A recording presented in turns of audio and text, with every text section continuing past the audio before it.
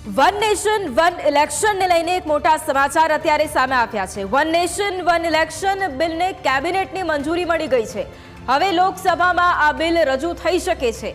આ સત્રમાં જ આ બિલ રજૂ થાય તેવી પણ અત્યારે શક્યતાઓ છે। તો વન નેશન વન ઇલેક્શનને લઈને છેલ્લા કેટલાય સમયથી ચર્ચાઓ ચાલી રહી હતી। વિપક્ષ દ્વારા તેનો સતત વિરોધ કરવામાં આવી રહ્યો હતો અને આ વખતે આ બિલ રજૂ થાય તેવી પણ શક્યતાઓ હતી અને તેની વચ્ચે જ હવે વન નેશન વન ઇલેક્શન બિલને કેબિનેટની મંજૂરી મળી છે। લોકસભામાં આ બિલ છે કે જે રજૂ થઈ શકે છે। આ સત્રમાં જ આ બિલ રજૂ થાય તેવી પણ શક્યતા છે અને જો કદાચ આને સંમતિ મળે છે તો ગુજરાતમાં પણ આગામી સમયમાં વહેલી ચૂંટણી યોજાવાની પણ શક્યતા છે। અત્યારે વન નેશન વન ઇલેક્શન બિલને કેબિનેટની મંજૂરી મળી છે અને હવે લોકસભામાં પણ આ બિલ છે કે જે રજૂ થઈ શકે છે। આ શિયાળુ સત્રમાં જ આ બિલ રજૂ થાય તેવી પણ શક્યતાઓ છે।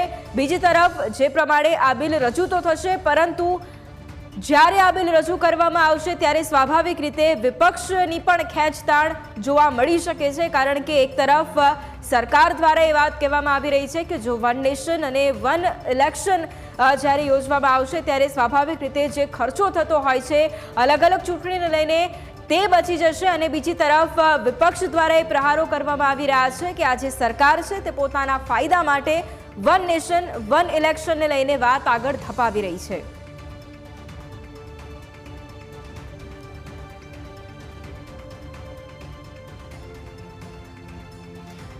તો હાલ અમારી સાથે મુકેશભાઈ પંચાલ કોંગ્રેસના નેતા જોડાયા છે। મુકેશભાઈ, સ્વાગત છે આપનું ન્યૂઝ કેપિટલમાં અને શૈલેષભાઈ પરમાર પણ આપણી સાથે જોડાયા છે ભારતીય જનતા પાર્ટીના નેતા। આપનું પણ સ્વાગત છે શૈલેષભાઈ। સૌથી પહેલા શૈલેષભાઈ આપને સવાલ પૂછવા માંગીશ કારણ કે સ્વાભાવિક રીતે વન નેશન વન ઇલેક્શનને લઈને ચર્ચાઓ થઈ રહી હતી, આક્ષેપો પણ ઘણા બધા થયા છે ભારતીય જનતા પાર્ટી ઉપર કે પોતાના ફાયદા માટે કદાચ આવે થઈ રહ્યું છે। જોકે હવે આ વન નેશન વન ઇલેક્શન બિલને કેબિનેટમાં મંજૂરી મળી ગઈ છે એટલે સૌથી પહેલા આપની પ્રતિક્રિયા।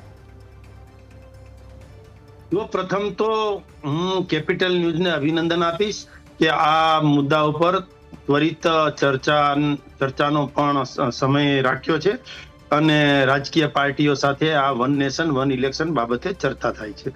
હવે આપણે વન નેશન વન ઇલેક્શન એ આદરણીય વડાપ્રધાન શ્રી નરેન્દ્રભાઈ મોદીએ અનેકો વાર આ મુદ્દાને છેડ્યો છે, ચર્ચા પણ કરી છે અને આ વન નેશન વન ઇલેક્શન માટે આપણે પૂર્વ રાષ્ટ્રપતિ રામનાથ કોવિંદજીના અધ્યક્ષસ્થાનમાં સમિતિની રચના પણ કરી હતી ને એ સમિતિએ એમનો ખૂબ બહોળો અનુભવના સાથે એમનો રિપોર્ટ પણ રજૂ કર્યો છે અને કે વન નેશન વન ઇલેક્શન એના શું ગેરફાયદા છે, શું ફાયદા છે, શું તકલીફ પડે, શું ન તકલીફ પડે, આ બધી જ બાબતોની છણાવટ એ રિપોર્ટમાં કરી છે। એમ છતાં પણ જો ઉપરની વાત કરીએ તો વન નેશન વન ઇલેક્શનનો પ્રથમ જો કોઈ ભાગ હોય તો એ વિકાસના કામોને વેગ મળશે।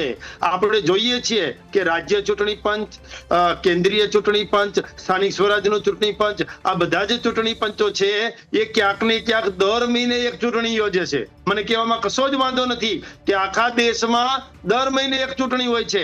એના કારણે અધિકારીઓ જે છે એના કામના કલાકો પણ બગડે છે। ચૂંટણી હોવાના કારણે આચાર સંહિતા લાગવાના કારણે વિકાસને વેગ મળતો પણ બંધ થઈ જાય છે અને ખર્ચ જે પ્રજાના ટેક્સના પૈસા છે, આ બધા ચૂંટણી થાય કે કોઈ પણ વિકાસના કામો થાય તો પ્રજાના ટેક્સના પૈસા છે, વારે વારે ચૂંટણીનું ભારણ એ આવે એટલે એટલા અધિકારીઓ રોકવાના, એટલો પોલીસ ફોર્સ રોકવાનો, એટલો લશ્કરી દળ રોકવાનો, એટલે આ બધી જ બાબતોમાંથી આપણે બહાર આવી શકીએ। તમારું નામ દીધું શૈલેષભાઈ, કારણ કે સતત આક્ષેપો પણ થઈ રહ્યા છે કે જે પ્રમાણે એક તરફ ભારતીય જનતા પાર્ટી અથવા તો સરકાર હોય એ પોતાના ફાયદા માટે કદાચ આ બિલ વહેલામાં વહેલી તકે આવે અને સ્વાભાવિક રીતે જ્યારે આ બિલ આવે તો ગુજરાતમાં પણ ચૂંટણી વહેલી થાય એવી પણ શક્યતાઓ છે। ત્યારે મુકેશભાઈ, આપને પણ એ સવાલ પૂછીશ કે જે પ્રમાણે ફાયદા તો ભારતીય જનતા પાર્ટી દ્વારા ગણાવવામાં આવ્યા છે, આપને શું નુકસાન લાગી રહ્યું છે જો વન નેશન અને વન ઇલેક્શન બિલ હવે જ્યારે કેબિનેટની મંજૂરી તેને મળી ગઈ છે, સંસદમાં પણ હવે રજૂ કરવામાં આવશે, એટલે તમને શું લાગે છે વન નેશન વન ઇલેક્શન તમને લાગે છે કે ફાયદાકારક છે કે પછી આપ એનો વિરોધ જ કરી રહ્યા છો? જો વિરોધ કરવાની બાબત દરેક વસ્તુમાં વિરોધ પક્ષ વિરોધ જ કરે એવું ક્યારે હોતું નથી, પણ હું એવું માનું છું કે દરેક વખતે જે પણ બિલ પસાર થાય એની સામાન્ય ઝીણવટભરી તપાસ કર્યા પછી એ બિલ પાસ થવું જોઈએ, એવું પરફેક્શન આવવું જોઈએ. એટલા માટે કે આજે આપણે 140 કરોડનો દેશ છે અને એ જનતાને ધ્યાનમાં રાખી અને આપણે કોઈ બિલ પાસ કરતા હોઈએ છીએ. હવે તમે કહ્યું કે તમે વિરોધ જ કરશો કે ભારતીય જનતા પાર્ટી કે પ્રજાને ફાયદો થશે. મને એમ થાય છે કે આપણે માની લઈએ કે એક સાથે વન નેશન વન ઇલેક્શન થાય છે. આપણે 100% સમજીએ કે જે વારે વારે જે ચૂંટણીઓ થતી હોય છે એમાંથી 100% બચી શકાય. પણ હું કહું છું કે આ ભારતીય જનતા પાર્ટી જો એ ચિંતા કરતી હોય તો મને એમ લાગે છે એ સરકારો તોડે છે એ વખતે શું થશે. આ ધારો કે મહારાષ્ટ્રમાં સરકાર તોડી તો ત્યાં ચૂંટણી આવી. ધારો કે કોઈ ભારતીય જનતા પાર્ટીમાં કોંગ્રેસના ધારાસભ્ય તોડીને લઈ ગયા તો એનું બાય ઇલેક્શન આવ્યું. તો એ જે એમની પ્રક્રિયા છે એના ઉપર શું થશે આ પણ એક સવાલ છે. કારણ કે આ વન નેશન વન ઇલેક્શન એકવાર પાસ થઈ ગયા પછી એના જે પહેલુઓ છે એના માટે શું વિચારવું એ પણ એક સવાલ છે. એટલે ખર્ચા માટેની ને ખર્ચો બચશે એ વાત જે ભારતીય જનતા પાર્ટી કરે છે એ સદંતર ખોટી છે. ઠીક છે કે એમાં જે વારે વારે ચૂંટણીઓ થાય એના કરતા આ એક સાથે થાય એમાં ફાયદો દેશને થાય, પણ જે ફાયદો થવા કરતા ગેરફાયદા છે એને પણ વિચારી લેવા જોઈએ એવું મારું ચોક્કસ કહેવું છે. કારણ એવું છે કે તમે કોઈ ધારો કે એના જે પહેલુઓ છે એ બધા, જો કે હું માનું છું કે બિલની અંદર ચર્ચા થશે, જેપીસી ની તપાસની વાત કરી છે એટલે એની અંદર ચર્ચા 100% થશે. તો એ ચર્ચાની અંદર એવું ચોક્કસ કહેવું પડશે કે ધારો કે કોઈ ધારાસભ્ય ચૂંટાયો, ધારો કે કોઈ સંસદ સભ્ય ચૂંટાયો અને તેનું આપણે અકાળે ઘણા અવસાન થતા હોય છે તો એવા વખતે શું કરવું, કારણ કે 6 મહિનામાં ચૂંટણી આપવી કે નહીં, તો કેવી રીતે કરવું. અને વચ્ચે તો મેં એવું પણ સાંભળ્યું હતું કે ભારતીય જનતા પાર્ટીના નેતાઓએ એવું કહ્યું કે તમારા કોંગ્રેસ પક્ષની જેટલી સરકારો બધા રાજીનામા આપી દે તો એમ કે તરત જ બધું વન નેશન વન ઇલેક્શન થઈ જાય. મને ખબર નથી પડતી કે જ્યારે બિલ પાસ થાય અને ચૂંટણી જાહેર થાય તો એ તો દરેક રાજ્યોએ પછી માનવું જ પડવાનું છે. એટલે એમાં કઈ કોંગ્રેસ ભાજપની તો કઈ વાત આવતી નથી. પણ હું એવું માનું છું કે આ ભારતીય જનતા પાર્ટી પોતાના ફાયદા માટે છે ને જે વધારે પડતો વિચાર કરે છે એવું મને ચોક્કસ દેખાય છે. બાકી જનતાની ફિકર કરતા હોય તો આ જે રીતે ભારતીય જનતા પાર્ટી એમના કાર્યક્રમોમાં મસ્ત મોટા ખર્ચા કરે છે, ધારો કે ગરીબ મેળો કરે તો ગરીબોને પૈસા આપવા કરતા તો ગરીબ મેળાનો ખર્ચો વધારે. મુકેશભાઈ, આપે પણ બીજો સવાલ કરીશ, પણ અત્યારે જે મુકેશભાઈ આપે સવાલ કર્યો છે એનો જવાબ હું શૈલેષભાઈ પાસે પણ લઈ લઉં. શૈલેષભાઈ, 2024 પછી પરિસ્થિતિ સ્વાભાવિક રીતે બદલાઈ છે. 2024ની ચૂંટણી પહેલા પણ વન નેશન વન ઇલેક્શન ખૂબ જ ચર્ચામાં રહ્યું છે, પણ 2024 પછી સ્વાભાવિક રીતે ભારતીય જનતા પાર્ટી પાસે બહુમતી પણ નથી, કોઈ પણ એક પક્ષ પાસે બહુમતી નથી, અને બીજી તરફ જે એનડીએ અલાયન્સ હોય એ આખું સાથે મળીને જ્યારે સરકાર ચલાવી રહ્યું હોય ત્યારે પડકારો તમારી પાસે અનેક છે. ફક્ત જો ભારતીય જનતા પાર્ટીની બહુમતી હોત તો કદાચ કોઈક પરિસ્થિતિ અલગ હોત, કદાચ બહુ ચર્ચાને જોર પણ ના આપવામાં આવ્યું હોત. પણ હવે આ બિલ તમે ચોક્કસપણે કેબિનેટમાં મંજૂરી લઈ આવ્યા છો, હવે સંસદમાં રજૂ થશે અને ત્યારબાદ આગળ બધું સ્વાભાવિક રીતે થશે, પણ પડકારો અનેક છે. પડકારને કેવી રીતે ઝેલશો?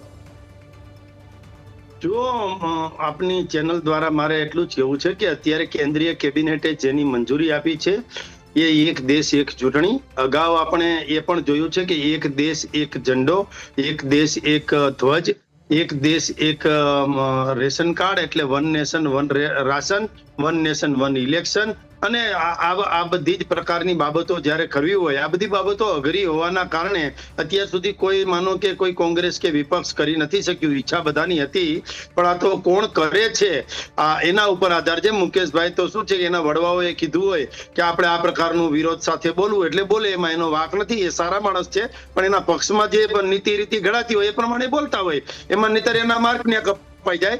પણ આખરે લોકોના મનમાં શું છે એ જોવું જોઈએ. મારે કેપિટલ ન્યૂઝના માધ્યમથી કહેવું છે કે સતત આચારસંહિતા લાગે એ મુકેશભાઈને ગમે છે, સતત વિકાસના કામો અટકે એ મુકેશભાઈને ગમે છે, અધિકારીઓ સતત ચૂંટણીના કામમાં રહે એ મુકેશભાઈને ગમે છે, અધિકારીઓના કલાકો કામના કલાકો બગડે એ મુકેશભાઈને ગમે છે, અને લોકોના કામના કલાકો બગડે એ મુકેશભાઈને ગમે છે. શું આ બધું ગમે છે? આ હજુ તો જો આમાં કઈ અમે ચૂંટણી થઈ ગઈ અને અમે પાછા બધી રીતે આવી શકશું એવું તો છે નહીં. વન નેશન વન ઇલેક્શન જે છે એમાં ફરીથી ચૂંટણી થવાની છે, ફરીથી બધા પક્ષો સાથે આવશે અને પ્રચાર પ્રસાર કરશે. એમાં પછી કોંગ્રેસની સરકાર આવે, ભાજપની સરકાર આવે, કોઈ પણ ની સરકાર આવે તો એ સરકાર ચલાવશે. પણ કહેવાનો મતલબ વન નેશન વન ઇલેક્શન એટલે વન ડિસ્ટ્રિક્ટ વન ઇલેક્શન તો છે જ. આજે અમે જિલ્લા પંચાયત ચૂંટણી લડ્યા છીએ તો જિલ્લા પંચાયત, તાલુકા પંચાયત, નગરપાલિકા એક જ દિવસે હોય છે, કશો વાંધો નથી હોતો. એમાં પણ વચ્ચે વચ્ચે કોઈ રાજીનામા, કોઈનું મરણ મૃત્યુ થાય, આ બધું થાય છે, પણ એની પણ જોગવાઈઓ આમાં થયેલી હશે એવું મને લાગે છે. અને જ્યારે કેન્દ્રીય કેબિનેટે મંજૂરી આપી હોય તો એમાં બધી જ સ્વચ્છતા અને સ્પષ્ટતા સાથેની હોય છે. એ મને ડંકાની ચોટ ઉપર કહેવા દો અને સાથે સાથે એ પણ કહેવા દો કે અમે જે કરીએ છીએ ને એ કહીએ છીએ એ જ કરીએ છીએ ને કરીએ છીએ એટલું જ બોલીએ છીએ. એટલે અમારું બોલવાનું કામ કરવાનું જુદું નથી હોતું. અને વન નેશન વન ઇલેક્શન કરવું એ જે ડેવલપ્ડ દેશો છે, વિકસિત દેશો છે, એના વિકાસની સાથે કદમથી કદમ અને તાલથી તાલ મિલાવી અને હરણફાળ ભરવાની વાત છે. મુકેશભાઈને પણ ગમે છે આ વાત. આપણે જાણ્યું કે એને કીધું કે મને ગમે છે, પણ આમ થાય તો એટલે એનો મતલબ એમ કે લોકોને પણ આ વાત ગમે છે. ન ગમતી હોય તો લોકો સામે આવશે, પરંતુ સારી કઈક વાત, સારો કોઈક નિયમ, સારો કોઈક ખરડો, સારો કોઈક કાયદો, સારી કોઈક વાત લઈને કેન્દ્ર સરકાર આવતી હોય ત્યારે આ બાબતે વિરોધ ન કરવો જોઈએ. આના કારણે કેટલીય ચૂંટણીઓના પૈસા, ખર્ચ, સમય અને જે મેન પાવર છે એ બધાનો બચાવ થશે.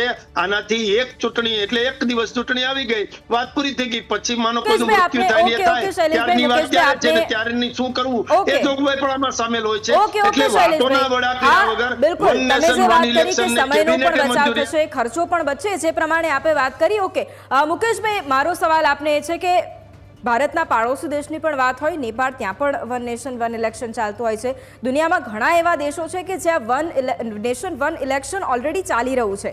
વાંધો શું હોય જો ભારતમાં એ થવાનું હોય અને જો સારી રીતે થતું હોય? કદાચ તમે જે વાત કરી કે ભારતીય જનતા પાર્ટીને જે ફાયદો છે એ બધી વાતો કરીને તમે એક એક્સેપ્ટ પણ કર્યું કે આમાં ખરેખર ફાયદો પણ છે જો જોવા જઈએ તો. એટલે મારે એ જ જાણવું છે કે જેપીસીની કમિટી બનાવવામાં આવશે અને તેમાં હવે દરેક લોકોના સૂચન પણ લેવામાં આવશે, દરેક પક્ષના સૂચન લેવામાં આવશે. ત્યારે જો ખરેખર આમાં ફાયદો હશે તો કોંગ્રેસ તરફથી કે વિપક્ષી ગઠબંધન તરફથી કેટલો સપોર્ટ રહેશે? જો સપોર્ટની વાત એવી છે કે પહેલા મેં ચોક્કસ કીધું કે વિરોધ પક્ષ પણ આનો અભ્યાસ કરશે, બરાબર. જેપીસી તો છે જ, એટલે જોઈન્ટ પાર્લામેન્ટરી કમિટી હોય એટલે વિરોધ પક્ષ તો તપાસ કરશે જ. પણ એની અંદર જે કઈ વિરોધ પક્ષને ત્રુટીઓ લાગશે કે વિરોધ પક્ષને દેખાય કે પ્રજાનું હિત શેમાં છે ને શેમાં નથી, ખાલી સરકાર જ પ્રજાનું હિત જોવે એવું ના હોય, વિરોધ પક્ષ પણ એક સરકારનો ભાગ જ છે.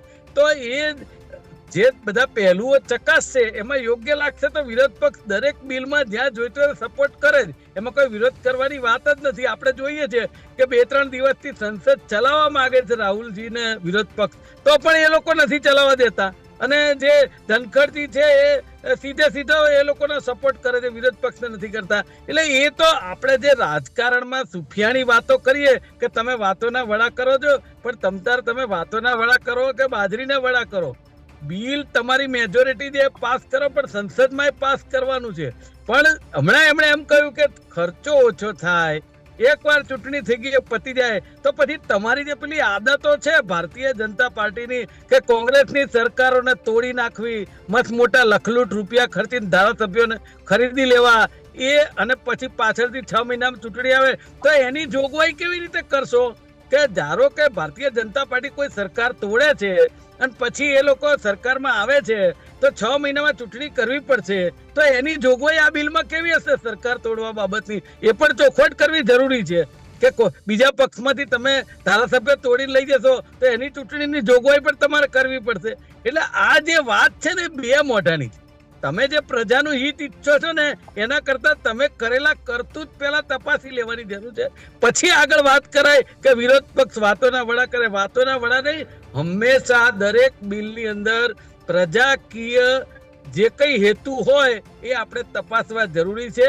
ભલે ચર્ચા તો થવાની જ છે, પણ મારું એવું કહેવું છે કે તમે આ લોકસભાની ચૂંટણી હમણાં ગઈ, હું તો કહું છું વિરોધ પક્ષને સાથે રાખી તમારે એક બટન મત વખતે એવું રાખવું હતું ને કે ભાઈ આ વન નેશન વન ઇલેક્શન કરી શકાય કે નહીં, એના મતમાં ખબર પડી જાત.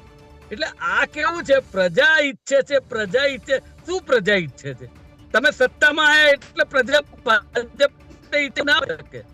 આજ ગુજરાતની 156 સીટ ધારો કે આવી 1,56,00,000 ઓકે મુકેશભાઈ, ઓકે બિલકુલ મુકેશભાઈ, જે રીતે આપે પણ વાત કરી છે અને શૈલેષભાઈ પણ જોડાયા, તેમણે પણ જે રીતે વાત કરી છે, સ્વાભાવિક રીતે આગળ પણ આપણે ચર્ચા કરીશું, કારણ કે અત્યારે જે સમય છે તેમાં હજુ મંજૂરી જ આપવામાં આવી છે કેબિનેટમાં. સ્વાભાવિક રીતે એક તરફ સવાલો પણ આ બિલને લઈને સતત ઊભા થયેલા જ છે, એટલે આગામી સમયમાં કદાચ આ જે સત્ર છે તેની અંદર આપણને ખેંચતાણ પણ જોવા મળશે. આ બંને અમારી સાથે જોડાયા, બંનેનો ખૂબ ધન્યવાદ.